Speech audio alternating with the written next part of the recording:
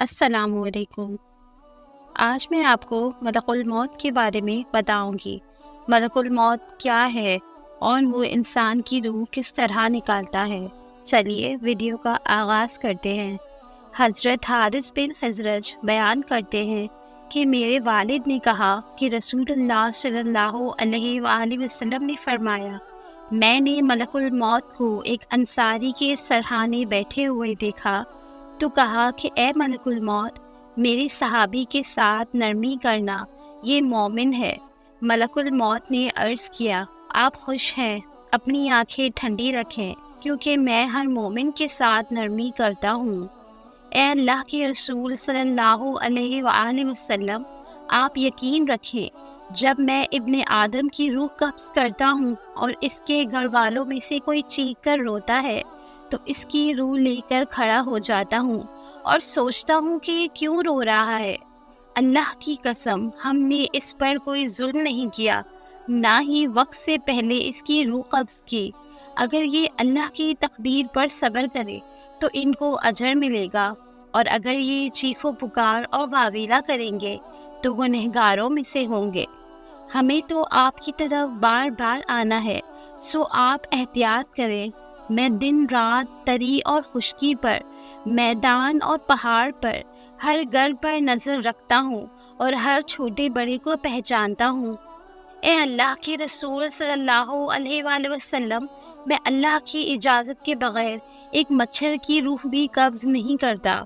روح نکلتی ہے تو انسان کا منہ کھل جاتا ہے، ہونٹ کسی بھی قیمت پر آپس میں چپکے ہوئے نہیں رہ سکتے۔ روح پیر کو کھینچتی ہوئی اوپر کی طرف آتی ہے، جب پھیپھڑوں اور دل تک روح کھینچ لی جاتی ہے اور انسان سانس ایک ہی طرف یعنی باہر ہی چلنے لگتی ہے۔ یہ وہ وقت ہوتا ہے جب چند لمحوں میں انسان شیطان اور فرشتوں کو دنیا میں اپنے سامنے دیکھتا ہے۔ ایک طرف ابلیس اس کے کان میں کچھ مشورے دے دیتا ہے تو دوسری طرف اس کی زبان اس کے عمل کے مطابق کچھ الفاظ ادا کرنا چاہتی ہے۔ اگر انسان نیک ہو تو اس کا دماغ اس کی زبان کو کلمہ شہادت کی ہدایت دیتا ہے۔ اگر انسان کافر ہو، بددین، مشرک یا دنیا پرست ہو تو اس کا دماغ کنفیوژن اور ایک عجیب ہیبت کا شکار ہو کر شیطان کے مشورے کی پیروی کرتا ہے اور بہت ہی مشکل سے کچھ الفاظ زبان سے ادا کرنے کی بھرپور کوشش کرتا ہے۔ سب اتنی تیزی سے ہوتا ہے کہ دماغ کو دنیا کی فضول باتوں کو سوچنے کا موقع ہی نہیں ملتا۔ انسان کی روح نکلتے ہوئے ایک زبردست تکلیف ذہن محسوس کرتا ہے، لیکن تڑپ نہیں پاتا کیونکہ دماغ کو چھوڑ کر باقی جسم کی روح اس کے حلق میں اکٹھی ہو جاتی ہے اور جسم ایک گوشت کے بے جان لوتھڑے کی طرح پڑا ہوا ہوتا ہے جس میں کوئی حرکت کی گنجائش نہیں رہتی۔ آخر میں دماغ کی روح بھی کھینچ لی جاتی ہے۔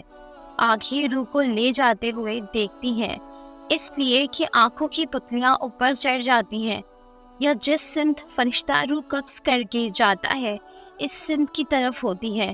اس کے بعد انسان کی زندگی کا سفر شروع ہوتا ہے جس میں روح تکلیفوں کے تہ خانوں سے لے کر آرام کے محلات کی آہٹ محسوس کرنے لگتی ہے، جیسا کہ اس سے وعدہ کیا گیا ہے، جو دنیا سے گیا واپس کبھی لوٹ آیا نہیں، اس لیے کہ اس کی روح عالم برزخ کا انتظار کر رہی ہوتی ہے جس میں اس کا ٹھکانہ دے دیا جائے۔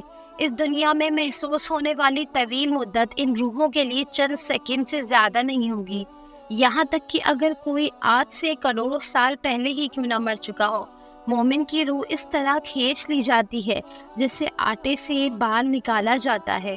گنہگار کی روح خاردار درخت پر پڑے سوتی کپڑے کی طرح کھینچی جاتی ہے۔ قرآن کریم میں اللہ تعالیٰ بیان فرماتا ہے، جب روح سارے بدن سے کھینچ کر ہنسلی کی ہڈی کالر بون میں آ کر اٹک جائے گی اور لوگ کہیں گے کہ ہے کوئی جھاڑ پھونک کرنے والا، کوئی دوا دارو کرنے والا۔ حالانکہ مرنے والا تو سمجھ جاتا ہے کہ اب جدائی کا وقت آ گیا ہے۔ روح نکلنے کی شدت کے باعث اس کی پنڈلی دوسری پنڈلی سے لپٹ رہی ہوتی ہے۔ یہی تو اپنے رب سے ملاقات کا وقت ہے۔ جب روح نکل کر گلے تک پہنچ جاتی ہے اور تم مرنے والے کو اپنی آنکھوں سے مرتا دیکھ رہے ہوتے ہو، اس وقت ہم تم سے زیادہ اس کے نزدیک ہوتے ہیں، مگر تم دیکھ نہیں سکتے۔ اگر تم اپنے قول میں سچے ہو کہ تمہیں جزا و سزا کچھ نہیں ملنے والی، تو تم اس کی روح کو پلٹا کیوں نہیں دیتے؟ کاش تم دیکھ سکو کہ جب ظالم موت کی سختیوں میں مبتلا ہوتے ہیں اور فرشتے عذاب کے لیے اپنے ہاتھ بڑھاتے ہوئے کہتے ہیں کہ لاؤ نکالو اپنی جانیں۔ رحمت للعالمین صلی اللہ علیہ وآلہ وسلم نے موت کے اس انتہائی ہولناک مرحلے سے نمٹنے کا نہایت آسان نسخہ بیان فرمایا ہے۔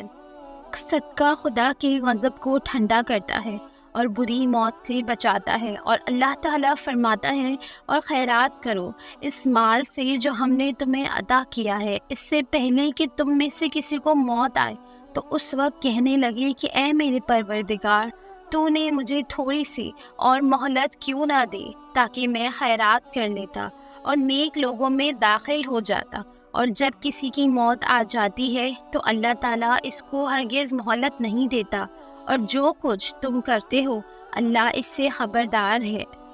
اور نصیحت کرتے رہو، کیونکہ نصیحت ایمان لانے والوں کو فائدہ دیتی ہے۔